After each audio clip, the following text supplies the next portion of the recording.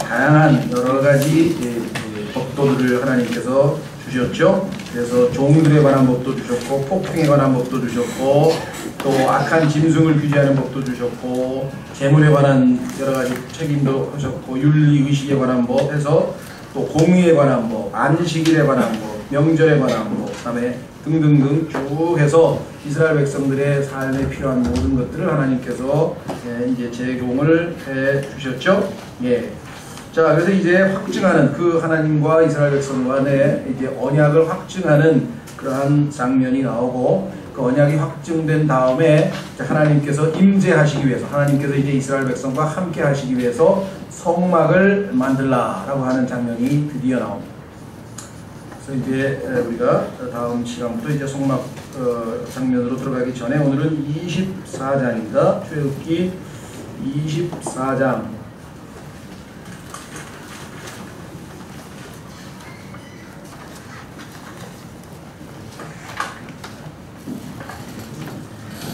출애굽기 24장 하나님 말씀 읽겠습니다. 또 그분께서 모세에게 이르시되 너는 아론과 나답과 아비후와 이스라엘의 장로 70명과 함께 주에게로 올라와 멀리서 경배하라.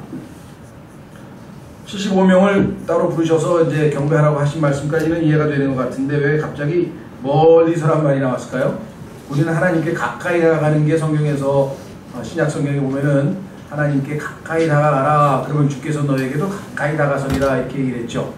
여기서 지금 멀리서라고 하는 것은 지난번에 하나님께서 내가 서 있는 곳이 거룩한 곳이니 신발을 벗어라. 하나님 앞에서의 어떤 그 두려운 마음 자세에 대한 언급 같아요. 그러니까 하나님은 우리가 함부로 가까이 막 다가설 수 있는 그런 분이 아니거든요. 그렇죠? 예, 그런 의미에서 우리가 정말 신약시대에 예수 그리스도께서 십자가에서 죽으시고 이 위에 있는 그 커튼이라고 그러죠. 그 휘장이 위에서부터 아래로 찢겨서 드디어 이제 우리가 언제든지 하나님 앞에 들어갈 수 있는 길이 열렸기 때문에 우리가 신약시대에는 늘 정말 가까이 다가갈 수 있는 길이 열린 셈이지만, 그러나 구약에서는 하나님께서 정하신 절차에 의해서 항상 하나님과 이 거룩하신 하나님과 이스라엘 백성 사이에는 간격이 있게 마련이죠. 그렇죠? 예. 그래서 하나님에 대한 그 태도, 자세, 우리가 요한도 신약에서 보면은 부활하신 예수님을 보자마자 엎드려서 쓰러지게 되잖아요. 그렇죠? 그분의 그 두려움에 대한 얘기입니다. 자, 욥기 37장으로 가보시면 그러하신 하나님이심이 나와 있어요. 그래서 우리가 신약시대에 우리가 하나님을 때로는 너무 가볍게 이렇게 접하려고 하는 마음 자세가 있을 수 있어요. 우리가 하도 하나님이란 말을 쉽게 쓰지만, 그러나 그 이름 속에 담겨진 이 장엄함과 위대함에 대해서 우리가 때로는 분명하게 의식을 좀 해야 되겠다. 자, 욥기 37장으로 보시면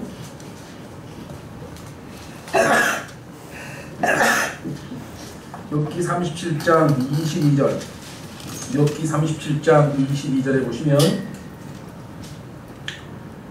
좋은 날씨가 북쪽에서 나오나니 하나님께는 두려운 위험이 있느니라. 여기 보시면 하나님께는 두려운 위험이 있다. 거기에 보면은 하나님이 왜 하나님께서 멀리서 경배하라 그러고 예수 그리스도를 딱 부활하신 예수님 뵙는 가운데 순간에 엎드려서 쓰러지고, 다니엘도 그 하나님의 임재를 느낄 때 다 약한 모습으로 엎드리게 되는가를 우리가 볼 수가 있겠죠. 예. 자, 그래서 우리는 23절에도 욥기 그 전능자로 말하건대 우리가 그분을 찾아낼 수 없나니, 하나님이 자신을 계시해 주셔야 우리가 하나님을 알 수 있지 인간이 하나님을 찾아낼 수 없다 그랬습니다. 그분께서는 권능과 판단의 공의와 풍성한 정의에서 뛰어나심으로 사람을 괴롭게 하지 아니하시리로라. 그러므로 사람들이 그분을 두려워하나니, 신약 성경에도 바울이 고린도후서 5장에서 하나님을 두려워한다. 자, 조심하셔야 됩니다. 그분께서는 마음이 지혜로운 어떤 자도 중히 여기지 아니하시느니라 하니라. 즉 하나님의 본성 속에 들어있는 그 두려우심, 장엄하심에 대한 언급이죠. 자, 고린도후서로 가겠습니다. 바울도 우리 그리스도인들에게도 고린도후서 5장 11절, 고린도후서 5장 11절. 그런즉 우리가 주의 두려움을 알므로 사람들을 설득하거니와 그리스도의 심판석이 반드시 있을 것이다. 거기서 여러분들이 육신적 행위로 한 일들은 다 육신의 죽은 행실은 타버릴 것이다. 그러니 두려워하라 이 말이죠. 두려우신 하나님. 그렇죠? 자, 히브리서로 갑니다. 히브리서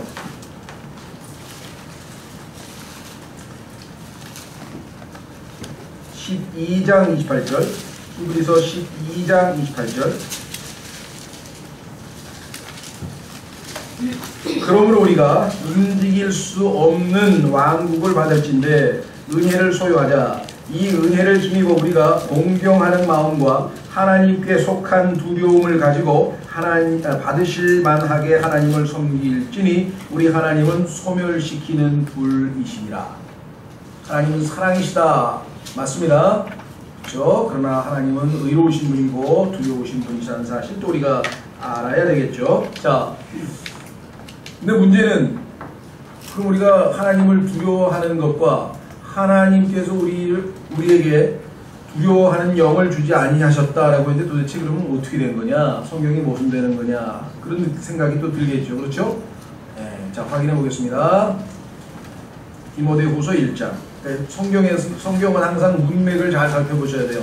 똑같은 얘기인데 반대 얘기가 써 있어요. 어제도 우리 토요일날 성경신학원에서 분명히 아브라함은 믿음으로만 의롭게 됐지 행위로는 절대 의롭게 되지 아니하였다. 이렇게 해서 로마서 4장 5절에 4장에 써 있었는데 야고보서에 가니까 아브라함이 믿음으로만 의롭게 되었느냐 행위로 의롭게 된 것이 아니냐.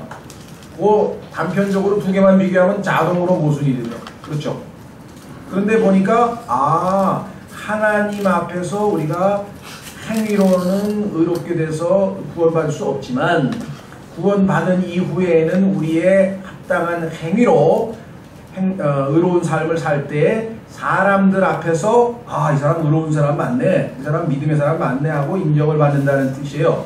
야고보서는. 그러니까 두 가지가 다른 문맥에서 쓰였는데 쓰여진 단어만 보면 여기는 믿음으로 그렇게 된다 했는데 여기는 행위로 그렇게 된다 했으니까 모순이다 이렇게 되는 거죠. 그럼 우리가 조심하자. 디모데후서도 마찬가지. 어떤 분들은 하나님께서는 우리에게 두려워하는 영을 주신 적이 없다 그랬는데요. 그렇게 되겠죠. 디모데후서 1장 7절에 하나님께서는 우리에게 두려움의 영을 주지 아니하시고 권능과 사랑과 건전한 생각의 영을 주셨느니라. 근데 왜 하나님을 두려워하라고 하냐. 여기서 얘기하는 두려움의 영은요, 하나님께서 우리를 사랑하셔서 구원하셨는데 우리가 죄를 졌다든가 아니면 우리가 하나님 앞에 불순종했을 때 우리를 다시 지옥으로 보내신다든가 우리를 아예 버려버리신다든가 이런 잘못된 두려움을 가져야 될 이유가 없다는 거죠. 그렇죠? 우리가 실수로 무슨 죄를 졌으면 하나님 앞에 죄송합니다, 잘못했습니다, 자백하고 용서받아야지. 하나님이 나 이제 다시 지옥에 보내면 어떡하지? 큰일 났네. 이런 두려움에 사로잡히면 안 되는데 우리 주변에는 이런 두려움에 사로잡힌 사람이 있어요. 그러니까 그런 두려움은 하나님이 주신 영이 아니고 마귀가 우리를 무너뜨리게 하려고 준 영이라는 것을 분별해낼 줄 알아야 돼요. 그렇죠? 무슨 말이가 되셨죠? 그러나 하나님은 두려우신 분이기 때문에 우리가 이 땅에서 살 때도 내 행동 하나하나가 나중에 내 몸으로 행한 일들이 하나님 앞에 그리스도의 심판석에서 평가를 받아서 이것이 하나님이 상급을 주신 일인가 아니면 이게 다 타버려서 내가 하나님 앞에 부끄러운 구원을 받을 것인가 두렵잖아요. 무슨 말인지 이해가 되셨죠? 두려움의 차이. 자, 요한일서에도 써 있어요. 요한일서. 그러니까 두려움이 다 똑같은 두려움이 아닙니다. 요한일서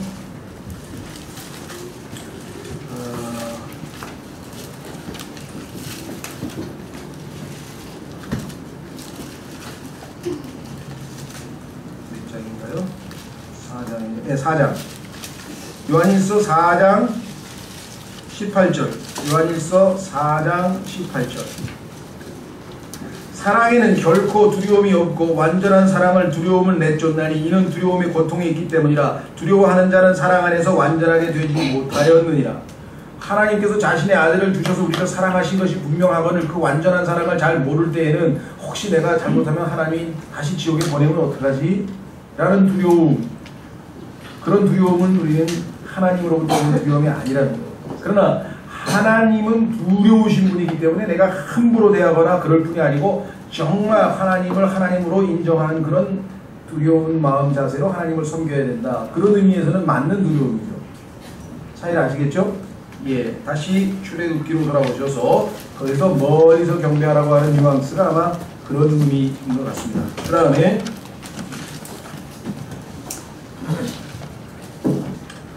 24장 1절 모세 혼자서만 주에게 가까이 나아오고 그들은 가까이 나오지 말며 백성은 그와 함께 올라오지 말지니라 하시니라. 하나님께서는 자신의 성도들을 3등급으로 나누셔서 그렇죠? 하나님께 가장 가까이 나아오도록 허락한 성도가 있는가 하면 중간쯤에 머물러 있으라. 아직 너는 가까이 올 수 있는 상황이 아니라 그 다음에 아예 올라오지도 않은 사람도 있어요. 3단계 그렇죠? 성경에 보면 예수님의 제자들도 마찬가지예요. 예수님의 12제자가 있는데 그 중에 요한은 예수 그리스도로 치면 모세와 같은 존재예요. 그래서 항상 예수님께 가장 가까이 있었어요. 그래서 품에도 기대고요. 예수님과 가장 친밀한 관계를 맺고 있었어요. 그런데 중요한 일이 있을 때에는 야고보와 베드로 두 사람을 합쳐서 3명만 데리고 다니셨어요. 성경에 보면.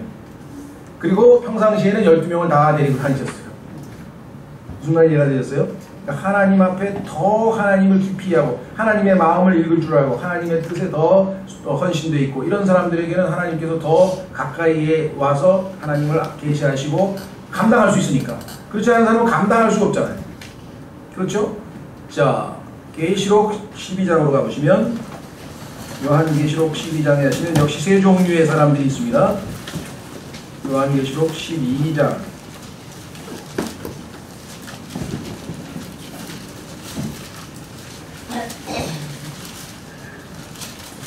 11절 요한계시록 12장 11절 그들이 그들이 어린 양의 피와 자기들의 증언의 말로 그를 이겼으며 그들은 죽기까지 자기 생명을 사랑하지 아니하였도다.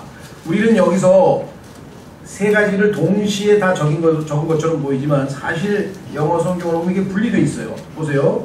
여기 보시면 뭐라고 되어 있냐면 그들은 어린 양의 피로 이긴 사람이 있어요. 어린 양의 피로 이긴 사람이 있고 그 다음에 자기들의 증언의 말, 그러니까 어린 양의 피로 씻음만 받고 구원만 받고 더 이상 전진 안 하는 사람들이 있어요. 그런가 하면 증언의 말로 주님 앞에 주님을 증언하는 사람들이 있죠. 거기 나와 있죠. 증언의 말로 이긴 사람이 있고 그 다음에 세 번째는 더 나아가서 죽기까지 자기 생명을 사랑하지 아니한 사람들이 있어요.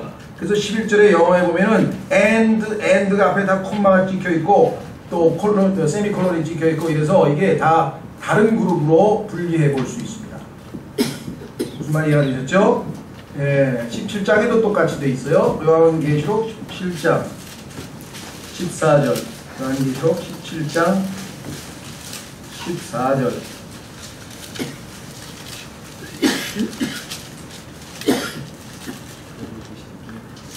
14절 이들이 어린 양과 전쟁을 하려니와 어린 양께서 그들을 이기시리니 그분은 주들의 주시요 왕들의 왕이시며 또 그분과 함께 있는 자들은 예수님과 함께 있는 세 부류의 사람이 있는데 부르심을 받은 사람이 있고 두 번째 선정된 택함 받은 사람이 있고 세 번째 신실한 자들이 있고 이거를 우리말로는 그냥 연결을 시켜서 마치 이 세 가지 특성을 지닌 어떤 한 무리 이렇게처럼 들어오죠. 그러나 사실 엄격하게 보면은 여기가 called 부르심을 받은 자들 and 콤 맞추고 and 그리고 택함 받은 자들 선정된 자들 그리고 신실한 자들 이렇게 지금 세 부류로 구분이 되어져 있어요. 무슨 말이 이해가 되셨습니까? 그러니까 하나님 앞에 우리가 지금 신약에는 정말 주님을 알면 알수록 조금씩 더 가까이 가는 거예요. 더 가까이. 그렇죠? 자, 그래서 모세 혼자만 죽게 나오고 지금 현재 하나님과 1대1로 이야기할 수 있는 영적 수준이 되는 사람 모세 한 사람뿐이야. 다른 사람들을 오면 막 두렵고 막 불안하고 막 하나님의 그 영광의 기운에 어떻게 감당을 못할 거란 말이죠. 그 다음에 그들은 가까이 나오지 말 저 중간쯤 가 있어야 하는 거예요. 그런 사람이 있는가 하면 아예 올라오지 말고 저 멀리 가 있으라. 자, 이와 같이 정말 우리가 영적인 등급에 따라 성장하고 또 성장하고 하나님께 더 가까이 갈 수 있도록 그렇게 해야 되겠죠. 자, 그 다음에 3절 모세가 와서 모든 주의 모든 말씀과 판단의 모든 법도 말씀 10계명하고 아까 21장, 22장, 23장에 나와 있는 모든 판단의 법도를 백성에게 고하매 하나님께서 하신 말씀을 그대로 듣고 그대로 고했습니다. 자, 알려줬어요. 온 백성이 한 목소리로 응답하여 이르되 주께서 하신 모든 말씀을 우리가 행하리이다 하더라. 여기에 대해서 하나님께서 칭찬해 주신 장면이 나오네요. 신명기로 가보겠습니다. 신명기가 가면은 하나님께서 일단 말씀을 듣고 순종하겠습니다. 말은 잘했죠? 나중에 보니까 순종을 안 했어요. 그런데 안 한 것도 있고 못 한 것도 있고. 자, 신명기 5장. 신명기 5장에 가면 이때 사건을 두고 해석이 되어 있습니다. 뭐라고 해석이 되어 있는가? 28절과 29절.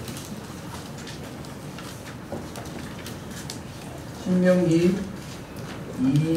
5장 28절. 너희가 내게 말할 때 주께서 너희의 말소리를 들으셨으므로 주께서 내게 이르시되 뭐라고 지금 말했나 한번 보세요.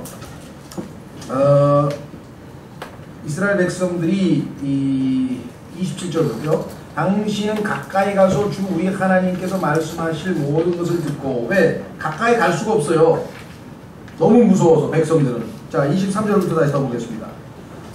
자, 죄송합니다. 22절부터 보내주셨네요. 그러면 22절부터 주께서 이 말씀들을 산에서 불 가운데에서 구름 가운데에서 짙은 어둠 가운데에서 큰 음성으로 너희의 온 집회에 말씀하신 뒤에 더 이상 말씀하지 아니하시고 그것들을 두 돌판에 써서 내게 넘겨주셨느니라. 산이 불에 탐으로 너희가 어둠 가운데에서 나오는 음성을 듣고 너희 곧 너희 지파들의 모든 우두머리와 너희 장로들이 내게 가까이 나와 이르되 보소서 주 우리 하나님께서 자신의 영광과 위대하심을 우리에게 보이시되 불 가운데서 나오는 그분의 음성을 우리가 들었고 하나님께서 사람과 말씀하시되 그 사람이 살아있음을 이날 우리가 보았나이다. 말씀하시면 다 죽어야 되는데 하나님이 긍휼히 여기셔서 살아있었어. 그러므로 이제 우리가 죽어야 할 까닭이 무엇이니까 이 큰 불이 우리를 소멸시키니 우리가 주 우리 하나님의 음성을 더 들으면 죽으리이다. 들으면 들을수록 막 두려움이 막 가까이 가면 갈수록 두려움이. 그래서 그만했으면 좋겠습니다. 대신 좀 중재자로 대주십시오. 모든 육체 중에 누가 우리처럼 불 가운데서 말씀하시는 살아계신 하나님의 음성을 듣고 살아남았나이까. 다 죽었지. 근데 우리만 지금 하나님이 살려주셨다. 그러니 이제 당신이 대신 우리를 대신해달라. 중보자로 세우겠다. 27절. 당신은 가까이 가서 모세만 가까이 가지고 있었죠. 주 우리 하나님께서 말씀하실 모든 것을 듣고 주 우리 하나님께서 당신에게 이르실 모든 것을 우리에게 말하소서 우리가 그것을 듣고 행하겠나이다 하였느니라. 너희가 내게 말할 때 이렇게 말을 모세에게 얘기했더니 주께서 너희의 말소리를 들으셨으므로 주께서 내게 이르시되 이 백성이 내게 말한 말들 곧 그들의 말소리를 내가 들었는데 그들이 말한 말한 모든 것을 그들이 잘 말하였도다. 하나님을 두려워하는 그 마음 좋은 마음이야. 아까도 얘기했죠. 하나님을 하나님답게 여겨야 하나님은 두려우신 분이라고 하는 것을 마음에 이렇게 와닿는. 요즘 사람은 어떻습니까? 하나님을 두려워하는 마음이 없죠. 그러니까 그냥 걸핏하면 오 마이 갓 어쩌겠다는 거예요. 그래서 오 나의 하나님 뭐 죽여달라는 거예요? 살려달라는 거예요? 오 함부로 오 마이 갓을 왜 써요? 하나님을 두려워하는 사람이 감히 쓸 수 없는 말이잖아요. 그래서 세상 사람들은 이렇게 두려워하는 마음이 없기 때문에 그런 말을 쓰는 거죠. 자, 29절 다만 그들 속에 이 마음이 있어서 그들이 항상 나를 두려워하며 내 모든 명령을 지켜 그들과 그들의 자손들이 영원히 잘 되기를 원하노라. 가서 그들에게 이르기를 너희는 너희 장막으로 돌아가고 오직 너로 말하건대 너는 여기 내 옆에 서라. 내가 모든 명령과 법규와 판단의 법들을 네게 말하니 너는 그것들을 그들에게 가르쳐서 그들이 내가 그들에게 소유로 주는 땅에서 그것을 행하게 하라. 자, 그러니까 하나님께서는 일단 순종하겠다고 한 그 마음 자세에 대해서는 잘했다 이렇게 얘기를 했는데 마태복음 26장으로 가보시면 이스라엘의 실패한 이유가 거기 써 있어요. 근데 왜 이스라엘은 순종하겠다고 해놓고 실제적으로는 밤낮 불평하고 밤낮 야단 맞고 밤낮 광야에서 속된 말로 뺑뺑이를 돌았느냐? 왜 그랬을까? 이유가 있죠. 예, 그 중에 결정적인 이유는 뭐냐? 예, 살리는 것은 영이니 육은 무익하니라. 육신으로는 하나님의 말씀을 순종한다는 게 힘들다, 불가능하다. 자, 그래서 예수님도 제자들이 기도하라고 하는 예수님의 기도 명령에도 기도를 못하고 그냥 눈꺼풀이 무거워서 잠이 들어버렸잖아요. 그때 뭐라고 얘기했습니까?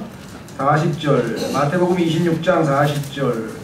제자들에게 오사 그들이 자는 것을 보시고 베드로에게 이르시되 도대체 너희가 나와 함께 한 시간도 깨어 있을 수 없었느냐? 육신이 그렇게 약한 거야. 졸려가지고 주님이 지금 기도하라는데도 그냥 다 자버렸어요. 41절, 너희가 시험에 빠지지 않게 깨어 기도하라. 왜 깨어 기도해야 되느냐? 참으로 영은 원하되 육이 약하도다 하시니라. 육이 약하기 때문에 이스라엘 백성도 결국은 하나님의 말씀을 다 지키지 못하고 말았죠. 다시 돌아옵니다. 출애굽기 24장 4절, 모세가 주의 모든 말씀을 기록하고. 하나님의 말씀은 기록된 말씀이어야 됩니다. 구전된 건 안 돼요.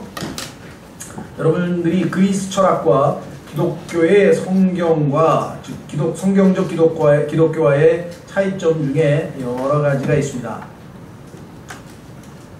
이 기독교, 성경적 기독교는 항상 역사성이 있어요. 실제로 일어난 사건이에요. 그래서 항상 보았느니라 들었느니라 이게 다 직접적으로 그런 기록들이야. 그리고 전부 다 하나도 놓치지 않고 다 기록을 해놓는다. 근데 이 히랍 철학이라고 하는 것은 기록 문화가 아니었어요. 그래서 이 소크라테스가 사람들을 가르칠 때도 수없이 많은 말을 했지만 그게 기록된 게 없어. 그 나중에 플라톤이 자기 저서에서 기억나는 것 몇 개 정리해가지고 뭐 소크라테스가 뭐 이랬다 저랬다 이렇게 되는 거예요. 그래서 성경은 반드시 정확하게 기록돼서 1.1억도 오류가 없는 그것에 근거할 때만 의미 있는 신앙이에요.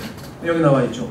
기록하고 그 다음에 하나님께서 10절에 보면은 드디어 자신을 보여주잖아요. 10절 이스라엘의 하나님을 보았는데 11절 끝부분에 그들도 하나님을 보며 먹고 마셨더라. 즉 기록된 하나님의 말씀이 없다면 하나님께서 자기 자신을 계시하시지 않는 종교가 성경적 기독교라 이 말. 아주 중요한 의미가 있습니다. 그래서 우리는 항상 scripture, 성경 기록, 이 기록이라고 하는 게 중요한 거예요. 기록. 자, 그래서 모세가 주의 모든 말씀을 기록하고 이거는 고칠 수가 없죠, 그렇죠? 말로 한 거는요, 나중에 가서 뭐 안 했다 그러면 뭐 다 희미하게 다 사라져 버리면 전할 때 빠지고 전할 때 바뀌고 나중에 가면 엉뚱한 소리 나오죠. 뭐 그런 게임도 있잖아요. 여기다 귀에다 대고 뭐라고 외쳤는데 나중에 완전히 딴 소리 나오는 그게 이 구전이 갖는 아주 취약점이죠. 자, 모세가 주의 모든 말씀을 기록하고 아침에 일찍 일어나 산 밑에 제단을 쌓고 이스라엘의 12지파대로 12기둥을 세우며 또 이스라엘 자손의 청년들을 보내어 그들이 번제 헌물을 드리게 하고 소들을 화평 헌물로 삼아 주께 희생물로 드리게 하니라. 자, 여기 보시면 하나님의 말씀을 우리에게 제공할 때 제단을 쌓다. 예수 그리스도께서도 십자가에서 제단의 희생물처럼 자신을 산 희생물로 내어주신 것이죠. 그 다음에 피를 뿌렸다. 여기 지금 보시면 6절에 또 모세가 피의 절반을 취하여 대야들에 담고 피의 절반은 제단 위에 뿌리며 예수 그리스도도 자신의 피를 우리와 하나님 사이에 중보 역할을 하도록 하셨죠. 또 12기둥 신약에 따르면 이스라엘 12지파를 상징하는 12기둥인데 이스라엘을 하나님께서 첫 맏아들이라는 표현을 출애굽기 4장에서 우리 봤었죠. 하나님께서 이스라엘 민족 전체 개개인이 아니라 한 사람 한 사람이 아니라 이스라엘 민족 전체를 맏아들이라고 했어요. 그리고 우리들은 개개인이 아들들이야. 복수로 돼 있어. 하나님의 아들들이 되는 권능이 됐다. 그렇죠? 네, 그 차이점을 좀 아셔야 되겠고 이스라엘을 12기둥으로 묘사했는데 갈라디아서 2장에 보면은 교회의 기둥들이란 말을 씁니다. 성도들 중에는 교회의 기둥들 역할을 하는 사람들이 있죠. 그렇죠? 네, 우리가 신학적인 표현과 좀 매치해서 좀 살펴볼 수 있는 것이고요. 자, 그 다음에 여기서 우리가 배울 수 있는 것 중에 하나는 뭐냐? 번제 헌물과 화평 헌물의 순서도 우리에게 아주 중요한 겁니다. 번제 헌물이라고 하는 것은 헌신의 헌물입니다. 하나님 앞에 자신을 태워드리는 거죠. 완전히 바치는 거예요. 헌신. 헌신이 있고 나서야 하나님과 우리 사이의 교제가 가능해지는 것이에요. 왜 대부분의 많은 사람들이 하나님과의 교제를 향유할 수 없고 누릴 수가 없느냐 이게. 헌신되어 있지 않기 때문에 하나님 앞에 완전히 자기 자신을 드려서 하나님께서 우리를 완전히 소유하실 경우에만 하나님과 우리 사이에 합당한 교제가 가능한 것이죠. 그래서 여기 보시면 번제 헌물을 드리게 하고 그 다음에 화평 헌물로 주께 희생물로 드리게 하니라. 그 다음에 모세가 피의 절반을 취하여 대야들에 담고 또 피의 절반은 제단 위에 뿌리며 언약의 책을 가져다가 백성이 듣는 데서 읽음에 그들이 이르되 주께서 말씀하신 모든 것을 우리가 행하고 순종하리라 하니 모세가 피를 취해 백성에게 뿌리며 이르되 주께서 이 모든 말씀에 관하여 너희와 맺은 언약의 피를 보라 하니라. 신약도 예수 그리스도의 흘리신 피의 언약이라고 하는 것을 우리가 히브리서에서 확인해 볼 수가 있겠죠. 자, 그래서 두 가지 좀 짚고 넘어가고 싶은데요. 여기서 하나는 여기 보면은 그 피가 우리가 생각하는 것처럼 어린 양의 피는 아닙니다. 그렇죠? 여기 보시면 어디에요? 5절에 보면 소들의 화평헌물이라서 소의 피라고 하는 것을 알 수 있죠. 성경에 따르면 어린 양의 피는 오직 사람의 혼에만 적용이 됩니다. 하나님의 피를 예표하고 있기 때문에 그 피는 사람의 혼에만 적용이 돼서 그것도 우리의 하나님의 말씀의 칼로 우리의 혼과 육이 갈라져서 영적 할례를 받아서 하나님 앞에 정결하게 된 그 혼에만 예수 그리스도의 어린 양의 피가 적용이 가능한 것을 우리가 확인해 볼 수가 있습니다. 또 한 가지 우리가 짚고 넘어가야 될 것은 여기에 중요한 것 히브리서 9장으로 한번 가보겠습니다. 여기에는 언급이 없는데 히브리서 9장에는 이 사건을 해석할 때 책에도 모세가 기록한 책에도 피가 뿌려졌다는 언급이 나와요. 피가 책에도 뿌려졌다. 확인해 보겠습니다.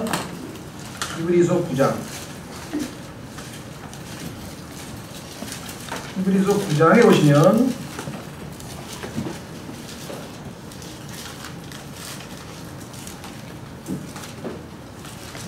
16절 상속 언약이 있는 곳에는 또한 반드시 상속 언약하는 자의 죽음이 필히 있어야 하리니 상속 언약은 사람들이 죽은 뒤에라야 효력이 있고 상속 언약하는 자가 살아있는 동안에는 아무 힘이 없느니라. 그래서 예수님께서 죽으신 후에 이제 발효가 됐는데 이러므로 첫 상속 언약도 처음에 짐승과의 체결한 언약도 피 없이 봉헌되지 아니하였나니 모세가 율법에 따라 온 백성에게 모든 훈계를 말한 뒤에 송아지와 염소의 피를 물과 주홍색 양털과 우슬조와 함께 취하여 그 책과 온 백성에게 뿌리며 이르되 이것은 하나님께서 너에게 명하신 상속 언약의 피라 하였고 또한 성막과 섬기는 일에 쓰는 모든 것에 피를 뿌렸느니라.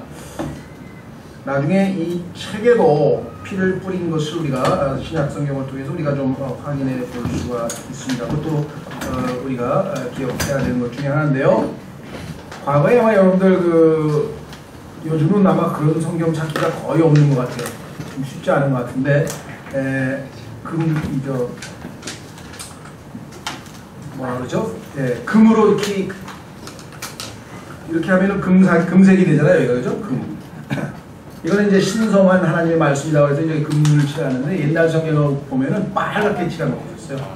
이게 지금 이 구약 성경에서 피가 묻은 책이라는 의미로 해서 빨간색을 칠했었어요. 근데 언젠가 예수님의 그 피에 대한 그것들이 조금씩 의식이 희미해지기 시작하더니 요즘에는 아마 빨간색 칠하는 성경은 아마 거의 찾아보기가 힘든 게 아닌가 이렇게 생각이 듭니다. 그렇죠? 자, 다시 돌아오셔서 9절 다시 돌아오셔서 9절 그때 모세와 아론과 나답과 아비후와 이스라엘의 장로 70명이 올라가서 총 75명인가요? 네, 75명이 올라갔네요. 이스라엘의 하나님을 보았는데 그분의 발밑은 마치 사파이어 돌로 포장한 듯하고 청명한 하늘의 본체 같더라. 하나님을 보았는데 그랬더니 그게 진짜냐 싶어가지고 다른 성서들에는 하나님의 영광을 보았다고 뭐 고친 사람도 있고 하여간 하나님을 본 것 자체를 안 믿으려고 하는데 성경에 따르면 우리는 하나님을 본 사람이 브니엘에서의 야곱도 봤고요. 누구죠? 야곱도 봤고 또 아브라함에게 찾아왔던 천사 셋 중에 하나가 주 여호와 하나님이라는 것도 우리가 알 수 있고 그래서 육체의 모습으로 구약에도 여러 번에 걸쳐서 하나님이 나타나셨고 그런 중에서는 주로 주의 천사의 모습으로 자주 나타나는 것을 확인해 볼 수 있죠. 근데도 주를 보았다고 하는 자체를 믿지 않으려고 성경을까지 고칠 이유는 전혀 없다. 뿐만 아니라 그분이 계신 곳의 묘사가 성경 곳곳에 여러 번에 걸쳐서 나오는데 그분의 발밑은 마치 사파이어 돌로 포장한 듯하고 청명한 하늘의 본체 같더라. 하늘의 본체 같더라. 그분께서 이스라엘 자손의 고귀한 자들에게 자신의 손을 대지 아니하였으므로 그들도 하나님을 보며 먹고 마셨더라. 자, 하나님을 보면 다 죽을 줄 알았는데 실제적으로 보았는데도 손을 대지 아니하셔서 살려주신 사건이 있었습니다. 여러분들 신약에도 보면은 그 삼손의 아버지 마노아가 하나님을 보았기 때문에 죽는 줄 알았는데 안 죽어서 너무 깜짝 놀란 사건이 성경에 기록되어 있죠. 한번 확인해 보겠습니다. 사사기. 하나님을 보고도 죽지 않았다. 여러분과 제가 예수 그리스도 앞에 지성소 안으로 들어가도 죽지 않을 수 있는 이유는 예수 그리스도의 구속의 피가 있기 때문이겠죠. 자, 사사기 16장 13장 죄송합니다. 사사기 13장에 보시면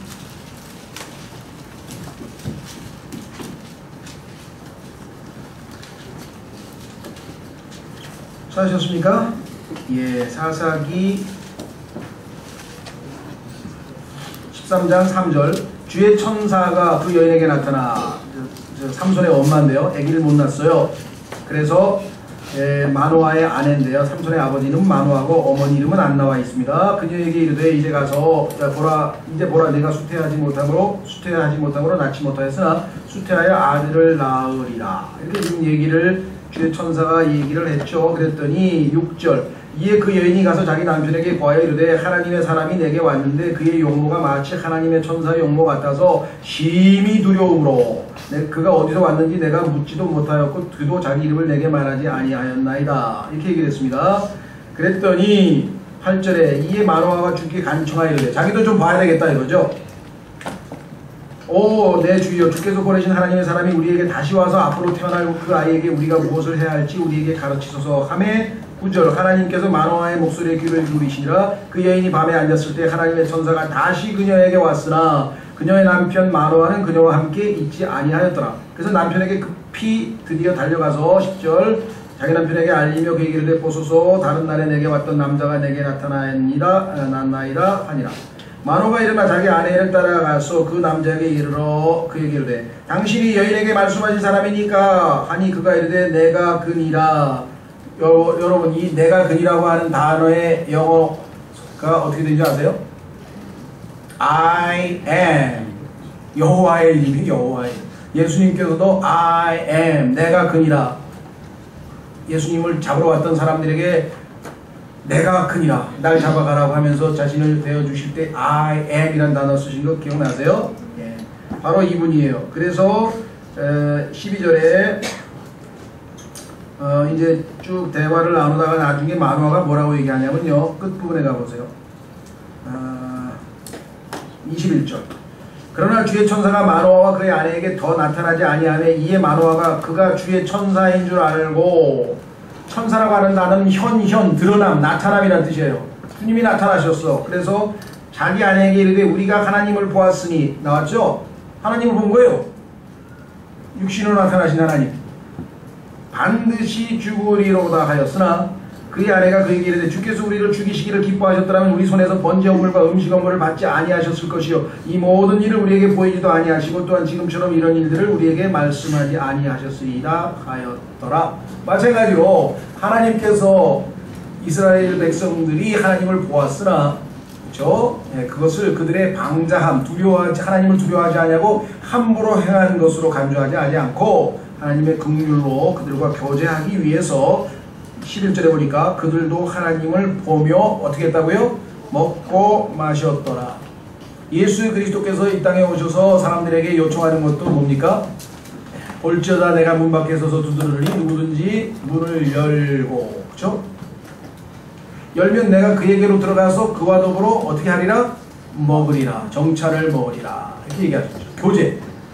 교제에 관한 말씀을 지금 하고 계십니다.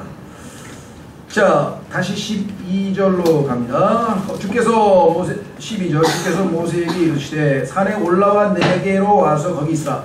내가 기록한 돌판들과 율법과 명령들을 내게 주리니. 돌판은 20장의 10계명을 얘기하고요. 율법과 명령들은 21장서부터 23장에 나와 있는 것들을 기록해. 이것은 내가 그들을 가르치게 하려 함이라 하시네. 자, 주신 목적이 분명하게 나왔죠. 하나님의 말씀을 가르치게 하려 합니다. 하시매 13절 모세가 자기를 섬기는 자 여호수아와 함께 일어나 하나님의 산으로 올라가며. 자, 여호수아가 성경에서 두 번째로 등장하는 장면이네요. 여호수아가 첫 번째로 등장하는 장면은 17장에 나옵니다. 그런데 그때 여호수아는 군인으로 나왔어요. 우리도 하나님 앞에 먼저 군인으로 뽑히고 그 다음에 종으로 쓰임받습니다. 확인해 보겠습니다. 출애굽기 17장에 보시면 9절, 출애굽기 17장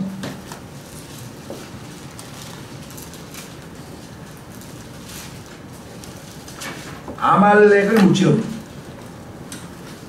성경에서 아말렉은 무엇을 예표한다 그랬습니까? 우리의 육신을 예표한다 그랬죠. 그래서 하나님께서 16절에 보니까 아말렉과 대대로 싸우리라고 주께서 맹세하셨도다 그랬죠. 육신은 하나님과 원수된다고 성경에 말씀했죠. 그렇죠? 육은 무익하다고 말씀하셨죠. 따라서 이 육은 하나님과 대대로, 그래서 성령과도 거슬러서 성령과 육신은 항상 반복한다고 갈라디아서 5장에 써있죠. 그렇죠?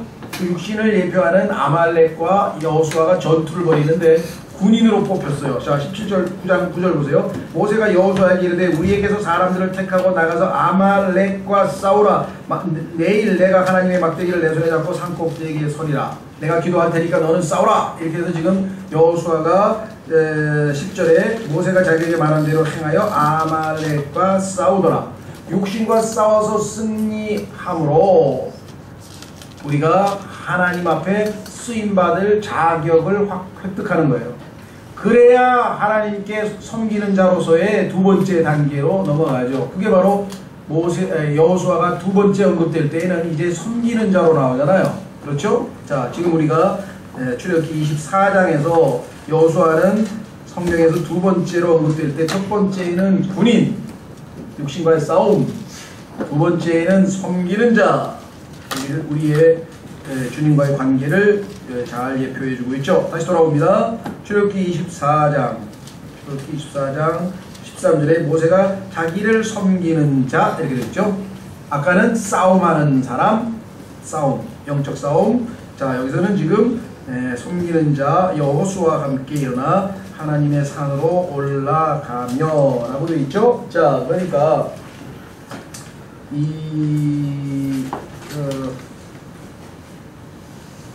모세가 우리에게 율법을 주었다. 그래서 성경에 보니까 요한복음 1장에서도 모세하고 예수 그리스도를 예표해서 모세는 율법을 줬지만 예수 그리스도는 진리, 그렇죠? 와 생명. 자, 마찬가지로 지금 모세가 율법을 줬다고 한다면 그 율법을 가지고, 즉 하나님의 말씀을 가지고 섬기는 역할을 하는 사람은 여호수아인데, 여호수아의 헬라어 이름이 예수입니다. 히브리어는 여호수아라고 하고 그것을 헬라어로 발음하면 예수가 되는 거예요. 예수님이 바로 여호수아와 예수님을 예표하는 것을 확인해 볼 수 있죠. 자, 그 다음에 14절에 장로들에게 이르되 너희는 우리가 너희에게 돌아올 때까지 여기에서 우리를 기다리라.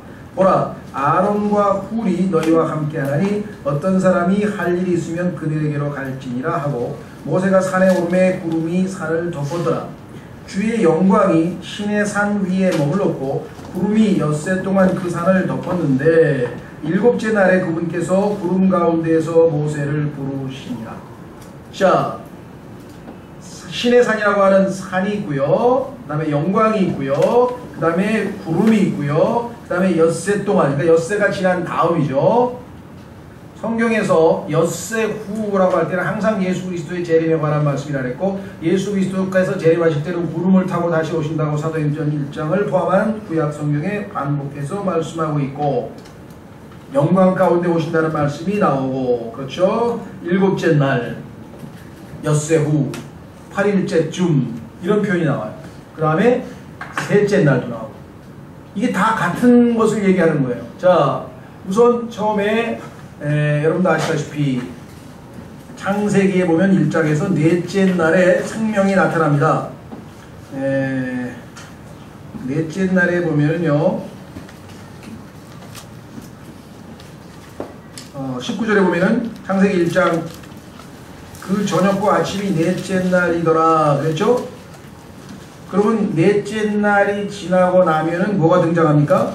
다섯째 날이 시작되는 순간에 하나님께서 이르시되 물들은 생명이 있어, 생명이라고 하는 단어가 나오는데, 생명, 내가 곧 길이요 진리요 생명이라고 하신 예수 그리스도께서는 인류 역사 4,000년, 즉 넷째 날이 지나고 5,000년, 즉 닷새째가 시작되는 처음에 이 세상에 등장하시죠. 성경에서 나오는 숫자 하나에는 다 의미가 담겨 있어요. 그냥 쓰인 게 하나도 없어요.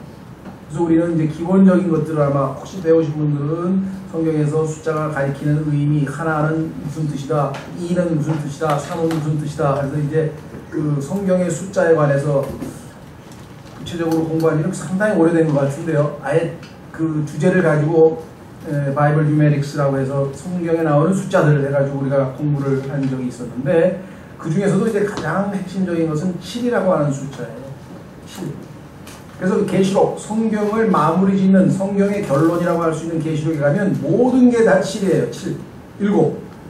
그런데 이 히브리어라고 하는 언어는 맹세한다 할 때 맹세한다는 다른 단어가 따로 없어요.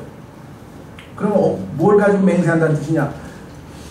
7으로 하겠다, 7로 하겠다, 그러면 그게 맹세한다는 뜻이에요.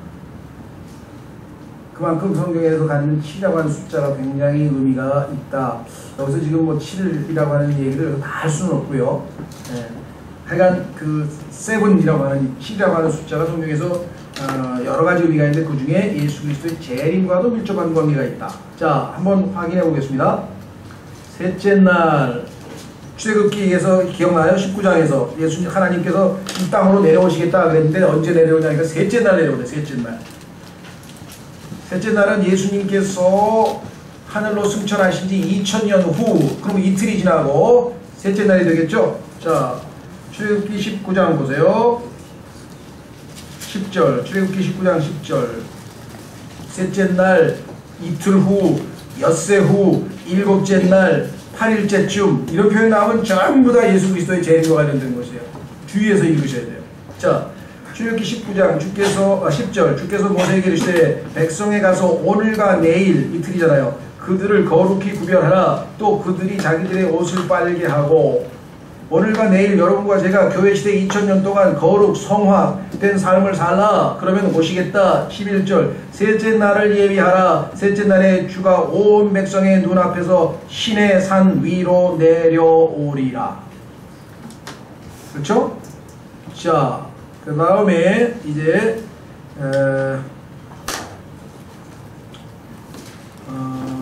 호세아서로 가보겠습니다. 호세아.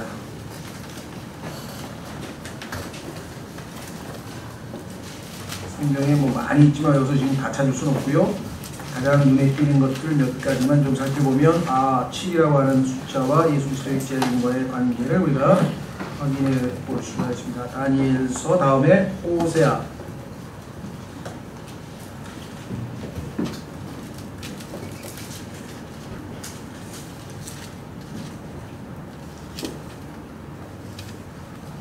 (6장 2절) 호세아 6장 2절.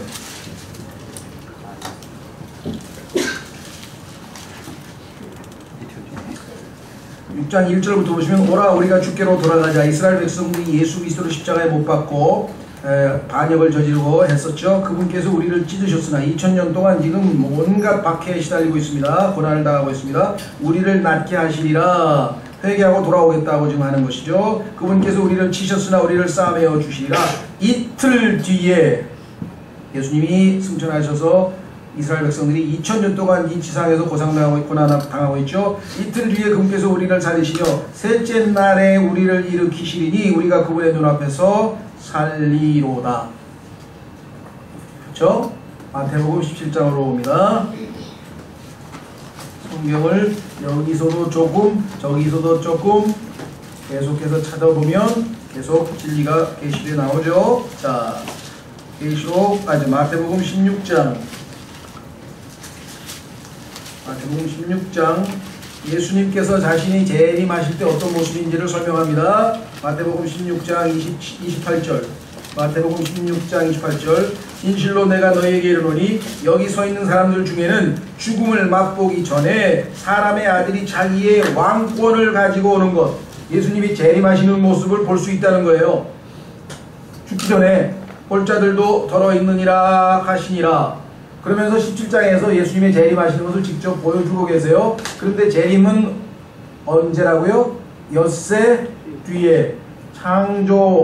창세기 1장에 하나님께서 인간을 창조하신 이후 6000년이 지나고 나서, 예수님이 승천하신 후 2000년이 지나고 나서, 그러면 1000년을 하루로 계산하시는 하나님의 방법에 따르면 엿새 뒤가 되겠죠. 정확하게 기록되어 있죠.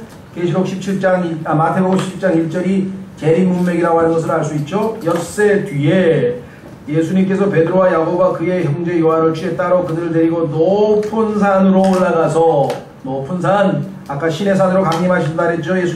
하나님께서 그들 앞에서 모습이 변하시며 그분의 얼굴이 해같이 빛나고, 말라기 4장, 시편 19편 등등에서 예수 그리스도께서 떠오르는, 아침에 떠오르는 태양으로 재림하실 것이다. 태양, 그래서 의의 태양이라고 했고, 해가 비치는, 힘차게 비치는 것 같이 예수님이 재림하시리라. 예수님께서 십자가에서 죽으신 것은 저녁 무렵입니다. 저녁에 해가 질 때 보면 빨갛게 핏빛으로 해가 저뭅니다.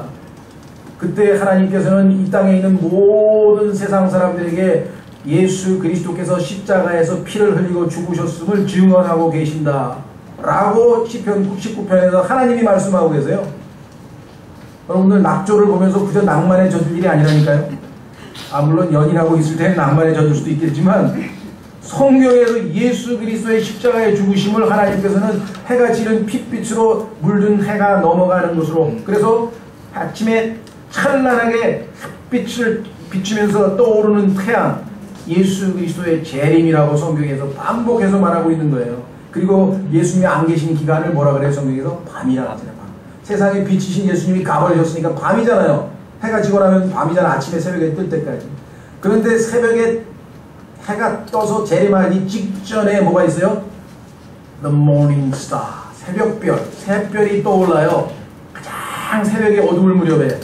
그것은 바로 우리의 마음에 계신 그리스도께서 떠오르는, 우리 마음에서 떠오르는 것처럼, 즉 휴거를 나타내는, 휴거는 새별이신 예수님께서 공중으로 떠오르는 걸 얘기하고, 태양이 이 지상으로 내리 비추는 것은 예수 그리스도의 이 땅에서의 지상 재림을 얘기하는 것입니다.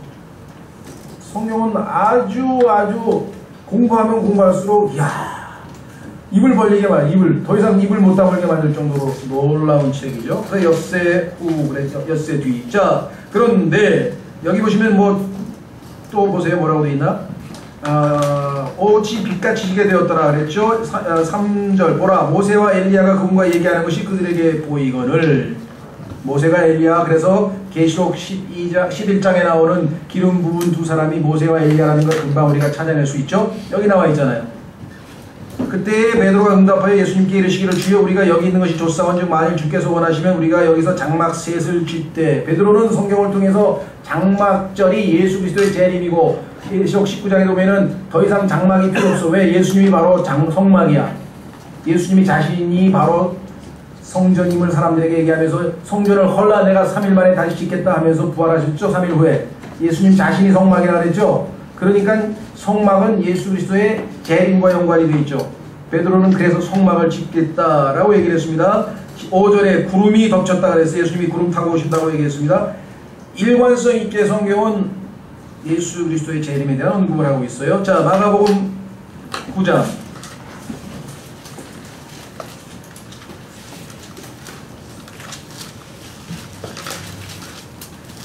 마가복음 9장 2절에도 예수님의 그 지금 똑같은 사건을 엿새 뒤에라고 되어 있죠? 엿새 뒤에. 그렇죠?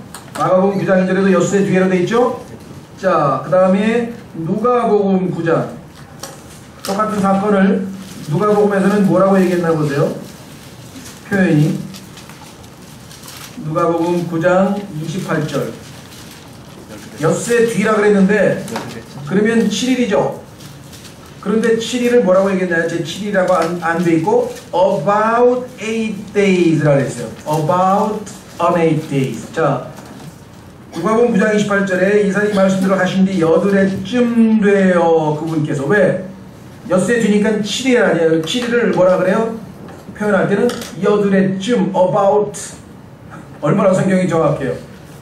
그래서요 스페인어에 보면은 일주일이라고 하는 말을 8일이라고 해요. 성경을 근거해서. 오초디아스라고 해요. 오초디아스. 처음엔 난 이상해가지고 성경을 그때까지는 이걸 공부해 본 적이 없어가지고 아니 스페인 사람들 왜 일주일을 8일이라 그러지? 참 이상하네. 여기 있잖아요. About an 8 days. 일주일의 개념이 성경에 나오는 거 보셨어요?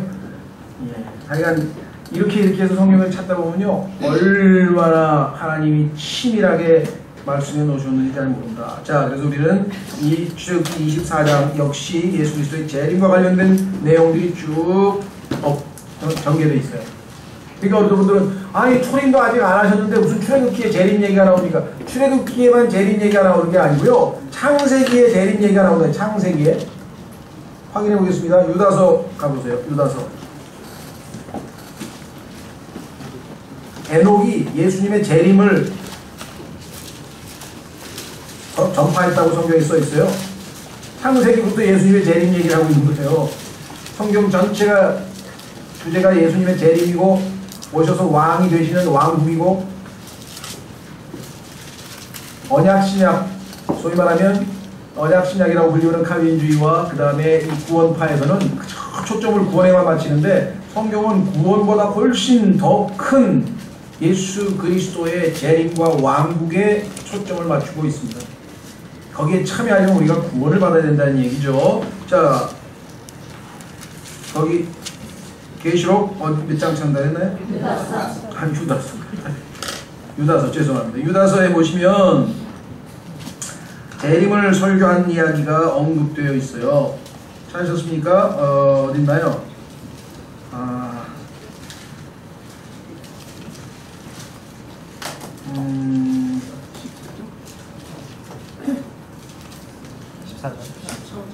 예, 14절. 예, 그렇습니다. 14절에 보시면 아담으로부터 7째 사람이 에녹도 이들에 관해 대언하여 이르시되 보라 주께서 자신의 수많은 성도와 함께 오시나니 예수님이 다시 오시는데 이것은 모든 사람에게 심판을 집행하사 그들 가운데 경건치 아니한 모든 자들이 경건치 아니하게 범한 모든 경건치 아니한 행위야. 아까 하나님께서 경건치 아니함에 대해서 진노하시는 얘기 오전에 봤었죠.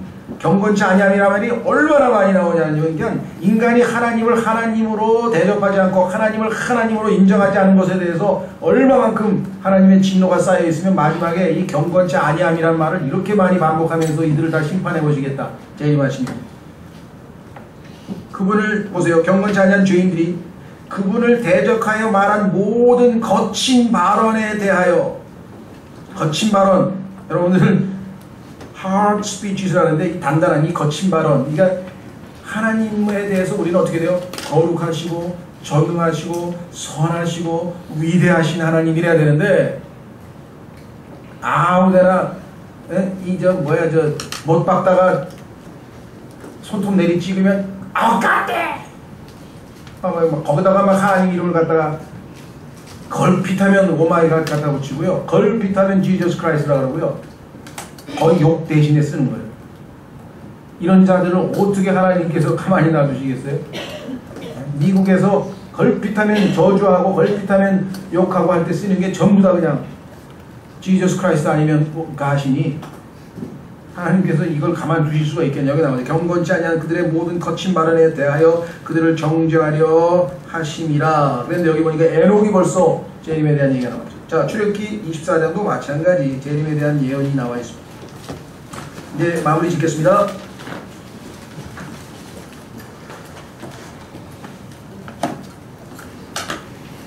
16절 주의 영광이 신의 산 위에 머물러 그 구름이 엿새 동안 그 산을 덮었는데 일곱째 날에 그분께서 구름 가운데서 모세를 부르신다. 이스라엘 자손의 눈에는 주의 영광을 보는 것이 마치 그 산의 꼭대기에 삼키는 불을 보는 것 같았다. 예수님이 재림하실 때 불로 심판하신다는 얘기가 반복해서 나온다 그랬죠? 불로 보는 것, 불을 보는 것 같았다. 자, 성경에 따르면 불은 두 가지 기능을 합니다. 첫째, 여러분과 저에게는 불은 우리의 죄악들을 태워버리는 purifying, 정결케 하는 불이에요. 정화시키는 불이야. 좋은 거야. 그렇죠? 불로 정결케, 세균을 멸균시키잖아요. 깨끗하게. 그런데 반면에 불은 또 확 태워서 다 없애버려요. 그러니까 누구를 향해서 하나님의 불은, 그렇죠? 뿐만 아니라 하나님의 불은 지금 현재 온 우주를 불태우고 있어요. 과학을 좀 아시는 분들, 특히 화학에 대해서 아시는 분들은 무슨 말인지 이해를 하실 텐데, 지금 우주는 불타고 있는가? 그렇습니다. 여러분들 그 옛날에 무슨 영화 중에 파리는 불타고 있는가? 그런 영화 혹시 본 적 있어요? 과거에 보니까 전화기에다 대고 히틀러가 물어보는 거야. Is Paris burning? 파리는 불타고 있는가? 자기가 명령을 내렸어. 근데 히틀러 취하에 나치 장군 중에 한 사람이 차마 양심상 이 파리의 모든 인류의 그 유적 이걸 불태울 수가 없어가지고 명령을 어겨버렸어요. 소식이 안 오는 거야. 히틀러한테 불타고 있다고. 그러니까 히틀러가 전화를 마지막 장면에 불타고 있는가? 우주는 불타고 있는가? 그렇다. 왜? 여러분들 산화라는 거 아시죠? 산화작용. 쇠가 가만히 있으면은 가만히 있지 않고 불타서 조금씩 속도를 하나님이 늦추셔서 조금씩 녹이 슬죠? 이 우주가 지금 타고 있는데 하나님께서 조금 엑셀을 밟아서 속도를 들면 나중에 완전히 다 타버려요. 계시록에도 나와 있고 베드로후서 3장에 보면 온 우주가 다 불로 다 타서 체질이 원소가 다 해체돼 버릴 것이라고 성경에 나와 있죠. 그렇죠? 하나님의 불이 나에게는 정결케 하는, 정화시키는 불이냐, 아니면 consuming fire, 아까 히브리서 14장에 나온 소멸케 하는 불이냐, 어떠한 불이냐, 우리가 하나님에 대해서, 말씀에 대해서 어떤 태도를 취하느냐에 따라 달라지겠죠. 자, 그래서 마지막 18절 모세는 구름들 가운데로 들어가 산 위에 올라갔으며 밤낮으로 40일 동안 산에 있었더라. 이건 시간이 없어서 얘기를 안 하겠습니다만은 40일 동안 산에 있었던 사람 또 누가 있죠? 예수 그리스도, 엘리야와 예수 그리스도와 모세는 다 산에, 그래서 예수님의 변형사는 사람들이 얘기하는 것처럼 요단강 근처 어디가 아니라 신의 산일 가능성이 높아요. 성경에 보면 엘리야가 바로 예수님을 예표하고 있는 인물이었죠. 모세가 또 예수님을 예표하는 인물이죠. 모세와 같은 대언자를 보낸다 했죠. 따라서 예수님과 모세와 엘리야가 다 같이 신의 산에서 40일간 있었다고 하는 것은 성경적으로 일관성 있게 설명할 수 있는 거죠. 그렇다고 해서 우리가 예수님이 보냈던 40일간의 그 산이, 변형산이 꼭 신의 산이다 이렇게 단정지어서 설명하려고 하는 건 아니고 성경적으로 훨씬 더 충분한 근거가 있다, 그런 말이죠. 예, 여러분들이 아마 오늘 성경 공부라는 게 이게 굉장히 재밌는 거네, 그렇게 느끼셨나요? 적어도 야, 이거 굉장하다. 굉장히 조금 맛만 보여드린 건데 시간이 없어가지고 깊이 들어가면, 야, 이게 성경 공부하는 사람들이 이런 맛으로 하는 거구나 알 수가 있죠. 그렇죠? 다음 시간에부터는 우리가 이제 성막, 이 성막은요 시커먼 텐트인데 왜 하나님께서 성막, 그 텐트 하나 만드시는데 왜 이렇게 성경을 많이 하셨는가, 이거부터 이해하셔야 돼요. 굉장히 중요합니다. 다음 시간에 다 같이 일어나셔서